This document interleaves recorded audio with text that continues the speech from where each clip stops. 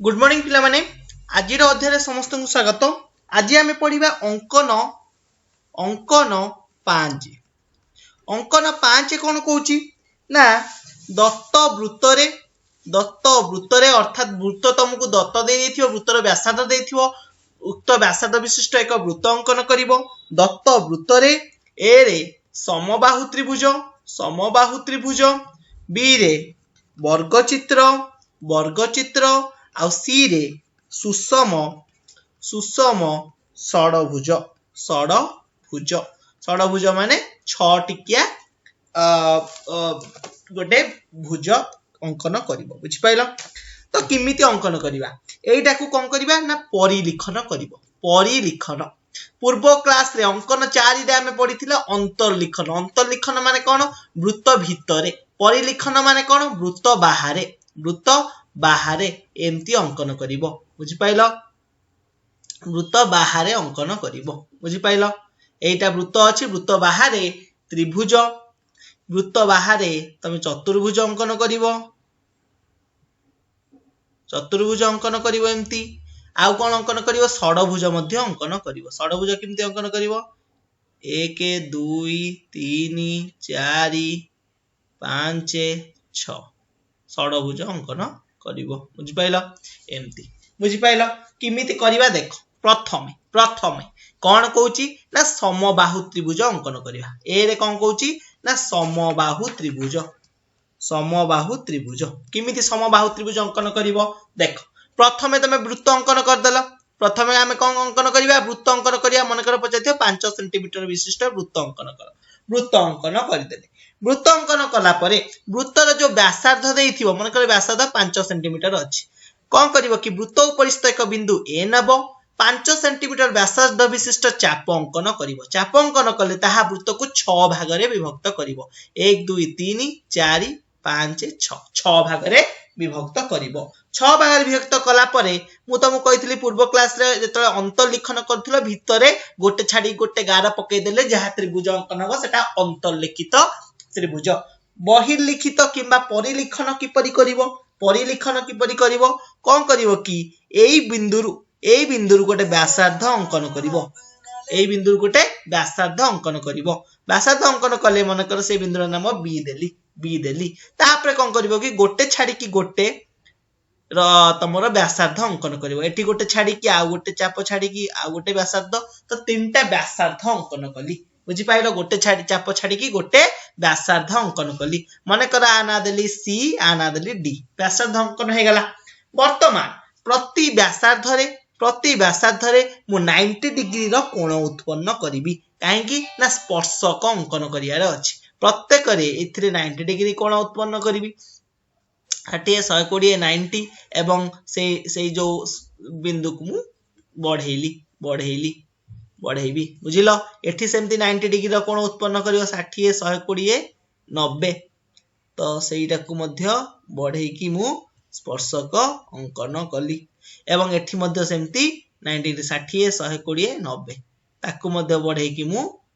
स्पर्शक अंकन कली। जहा जो जगह रे तीनटा अंक जो स्पर्शक अछि परस्पर को तीनटा बिंदु रे छेद करिवो जहा नाम देली ए बी सी। अतएव ए बी सी एक समबाहु त्रिभुज बुझि पाइलो। ए बी सी किमती समबाहु त्रिभुज हला। प्रथमे कोन कली गोटे बिंदु नेली सेई बिंदुरु चाप समान व्यासार्ध विशिष्ट किंबा आम त्रिभुज वृत्तर जहा व्यासार्ध थिबो सेई व्यासार्ध विशिष्ट चाप अंकन कली जहा वृत्त को 6 भाग रे विभक्त कला। 6 भाग रे विभक्त कला परे गोटे छाडी कि गोटे मोर व्यासार्ध अंकन कली केंद्र बिंदुरु। तो एई तीनटा मोर गोटे छाडी कि गोटे चाप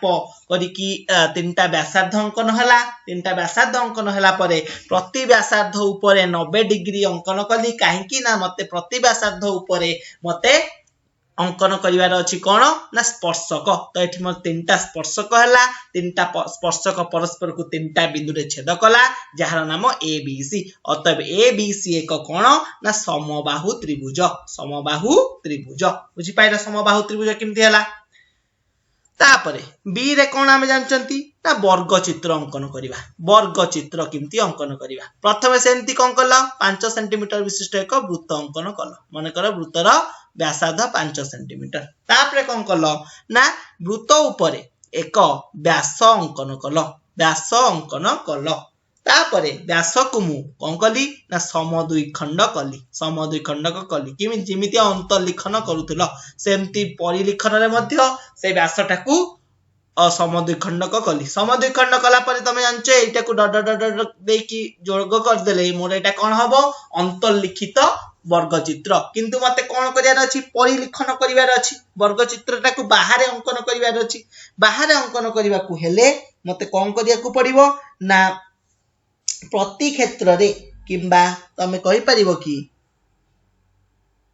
एई प्रति क्षेत्र रे मु कोन कली 90 डिग्री रो कोण उत्पन्न कली प्रत्येक जगह रे स्पर्शक अंकन कली एई जगह रे 90 डिग्री अंकन करी कि स्पर्शक अंकन कली जहा वृत्त को गोटिए बिंदु रे छेद कला ताकू बढ़ाई देली एठी सेमति 90 डिग्री अंकन कली 90 डिग्री अंकन करी कि सेठी मध्ये गोटे स्पर्शक एमति अंकन कली एपटे मध्ये सेमति 90 डिग्री रो कोण उत्पन्न कली एवं ताकू मध्ये बढ़ाई कि गोटे स्पर्शक अंकन कली सेमती एपटे 90 डिग्री रो कोण उत्पन्न कली एवं ताकू मध्ये बढ़ाई कि मु गोटे स्पर्शक अंकन कली बर्तन चारटा स्पर्शक हला चारटा स्पर्शक परस्पर को चारिटा बिंदु रे छेद कला अर्थात ए बी सी डी चारटा बिंदु रे छेद कला बुझी पाइलो अर्थात मु कहि परिबी ए बी सी डी एक वर्गचित्र जोटा रे A B B C C D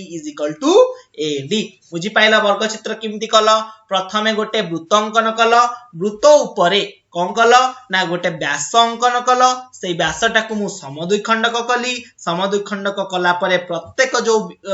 से समद्वि खंडक कला परे मत वृत्त ऊपर चारटा बिंदु मिलला एटा गोटे बिंदु एटा गोटे बिंदु एटा गोटे बिंदु एटा गोटे बिंदु चारटा बिंदु मिलला परे प्रत्येक क्षेत्र रे प्रत्येक बिंदु रे मु स्पर्शक अंकन करी स्पर्शक किमती अंकन कली प्रत्येक बिंदु रे मु 90 डिग्री कोण उत्पन्न कली 90 डिग्री कोण उत्पन्न कले ताहा स्पर्शक हबो सबु स्पर्शक परस्पर को चारटा बिंदु रे छेद कले चारटा बिंदु कोन कोन ए बी सी डी अतएव ए बी सी डी एक कोण वर्गचित्र बुझी पाइला वर्गचित्र किमती अंकन करा गला तुमको वृत्तर व्यासार्ध देइतले तमे करि परिबा वर्गचित्र अंकन बुझी पाइला नेक्स्ट लास्ट जिंस कहूची कोन षडभुज सम षडभुज को परिलिखन करिवो परिलिखन किपरि करिवो सम षडभुज को परिलिखन कोन माने समान 6टा बाहु विशिष्ट मते षडभुज अंकन करियार अछि किमती अंकन करिवो प्रथमे वृत्त अंकन कल माने कर 5 सेंटीमीटर विशिष्ट एक मु वृत्त अंकन कली 5 सेंटीमीटर विशिष्ट एक वृत्त अंकन कली तापरे कोन कली कि ना आमे जानि चंदी षडभुज माने केतेटा 6टा षडभुज माने केतेटा 6टा बाहु अर्थात 6टा बाहु हेले 360 डिग्री बाय 6 अर्थात प्रत्येक कोण केंद्रस्थ कोण प्रत्येक केते 60 डिग्री प्रत्येक केंद्रस्थ कोण 60 डिग्री तापरे मु कोन कली कि प्रत्येक गोटे प्रथमे व्यास अंकन कली जहार नाम देली ए बी एक व्यास अंकन कली एटा फास्ट स्टेप ए बी व्यास अंकन कला परे एई बिंदु रे 60 डिग्री रो एक कोण उत्पन्न कली 60 डिग्री रो एक कोण उत्पन्न कली जो कोण हला सेटा को आगु को पछु को बढ़ेली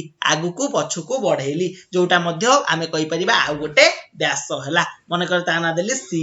सीडी आ गोटे व्यास अंकन कली 60 डिग्री कोण करिकी बर्तन सीडी ऊपर आउ थरे मु कोन कली चाप अंकन कली सेथरे मध्य 60 डिग्री रो कोण उत्पन्न कली एवं ताकू मध्य आगकू पछुकू बढ़ेली बर्तन केते भाग होइगला देखो 1 2 3 4 5 6 भाग होइगला 6 भाग एतिक रहिगला किंतु एगुडा को सब जोड़ी देले मोर कोन हेबो अंतर्लिखित षडभुज हबो एगुडा को सब जोड़ी देले मोर कोन हेबो अंतर्लिखित षडभुज किंतु हम कोन करियार अछि परिलिखन करियार अछि परिलिखन किपरि करिवो ना जो 6टा बिंदु रे छेद कला 1 2 3 4 5 6टा बिंदु रे छेद कला प्रत्येक क्षेत्र रे मु स्पर्शक अंकन करिवि प्रत्येक क्षेत्र रे स्पर्शक अंकन करिवि प्रत्येक क्षेत्र रे एठी प्रथमे गोटे स्पर्शक हला एठी सेमती 90 डिग्री अंकन कली एठी 90 डिग्री अंकन कले एठी मध्ये गोटे स्पर्शक मोर अंकन हबो एठी मोर गोटे स्पर्शक अंकन हला एपटे सेमती 90 डिग्री अंकन करिकि गोटे स्पर्शक अंकन करिवि एपटे मध्ये मोर गोटे स्पर्शक अंकन हला एपटे सेमती 90 डिग्री करिकि मोटे स्पर्शक अंकन करिवि एठी मध्ये मोर कोन हला स्पर्शक अंकन हला एपटे सेमती गोटे 90 डिग्री करिकी गोटे स्पर्शक अंकन करिवि एठी मध्य मोर गोटे कोन स्पर्शक हला एपटे सेमती खाता को बुलेई बुलेई की करिवो 90 डिग्री प्रत्येक क्षेत्र रे 90 डिग्री प्रत्येक क्षेत्र करिकी तमे तार 6टा स्पर्शक अंकन करिवो बर्तन 6टा स्पर्शक परस्पर को 6टा बिंदु रे छेद करंती माने कर आना ए आना बी आना सी आना डी आना ई आना एफ देली बुझी पाइलो बाहरे वृत्तर बाहरे परस्पर को 6टा बिंदु रे छेद कला अर्थात मु कहि परिबी A B C D E F गोटे कोन ना षडभुज एई परि भाबरे समान बाहु विशिष्ट एवं आमे कहि परिबा A B = B C = C D = D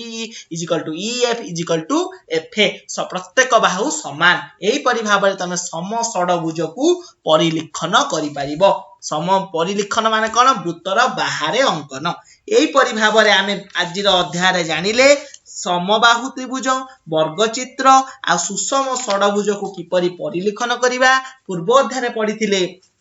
ताको किपरि अंतर्लिखन करिबा बुझी पाइलो तो एतिकी रे अंकन 5 समाप्त हला नेक्स्ट क्लास रे आमे अंकन 6 विषय रे अवगत होबा एवं 6.c रे केतटा क्वेश्चन देछि ए परिलिखन संबंधित ताको प्रैक्टिस करिवो किछि डाउट हेले नेक्स्ट क्लास रे पचारिवो आज पय एतिकी धन्यवाद।